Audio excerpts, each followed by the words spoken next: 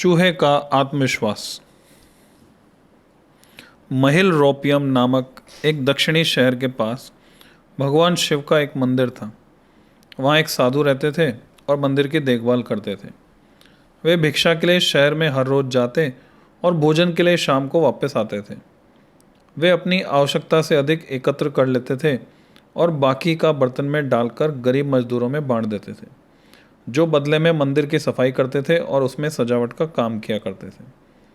उसी आश्रम में एक चूहा भी अपने बिल में रहता था। वह हर रोज कटोरे में से कुछ न कुछ भोजन चुरा लेता था। जब साधु को एहसास हुआ कि एक चूहा भोजन चोरी करता है, तो उन्होंने इसे रोकने के लिए सभी तरह की कोशिशें की। उन्होंने कटोरे को काफ़ी ऊंचाई पर रखा ताकि चूहा वहां तक पहुंच ना सके। यहाँ तक कि एक छड़ी के साथ चूहे को मार भगाने की भी कोशिश की, लेकिन चूहा किसी भी तरह कटोरे तक पहुँचने का रास्ता ढूंढ लेता और कुछ भोजन चुरा लेता था।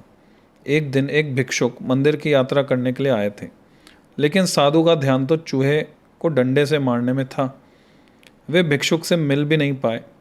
इसे अपना अपमान समझ भिक्षुक क्रोधित होकर बोले, आपके आश्रम में फिर कभी नहीं आऊँगा, क्योंकि लगता है मुझसे बात करने के अलावा आपको अन्य काम ज़्यादा महत्वपूर्ण लग रहा है।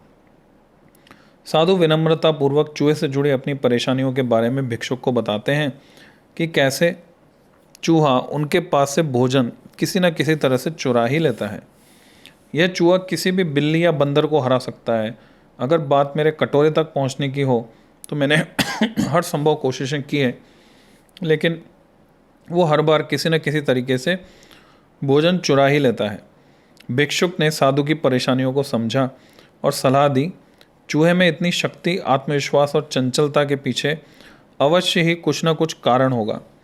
मुझे यकीन है कि इसने बहुत सारा भोजन जमा कर रखा होगा और यही कारण है कि चूहा अपने आप को बड़ा महसूस करता है। इसी से उसे ऊंचा कूदने की शक्ति मिलती है। चूहा जानता है कि उसके पास कुछ खाने के लिए नहीं है, इसलिए वो डरता नहीं है। साधु और भिक्षुक निष्कर्ष निकालते हैं कि अगर वे चूहे के बिल तक पहुंचने में सफल होते हैं तो वे चूहे के भोजन के भंडार तक पहुंचने में सक्षम हो जाएंगे। उन्होंने फैसला किया कि अगली सुबह वो चूहे का पीछा करेंगे और उसके बिल तक पहुंच जाएंगे। अगली सुबह वो चूहे के पीछा करते हैं और उसके बिल के प्रवेश द्वार तक पहुंच जाते हैं। जब वो खुदाई शुरू करते हैं तो देखते हैं कि चूहे ने अनाज का एक विशाल भंडार बना रखा है। फौरन ही साधु सारा चुराया गया भोजन एकत्र करके मंदिर में ले जाते हैं। वापस आने पर अपना सारा अनाज गायब देख चूहा बहुत दुखी होता है और उसे इस बात से गहरा झटका लगता है। उसने सारा आत्मविश्वास खो दिया। अब चूहे के पास भोजन का भंडार नहीं था। फिर भी उसने फैसला किया कि वो फिर से रात को कटोरे से भोजन चुराएगा।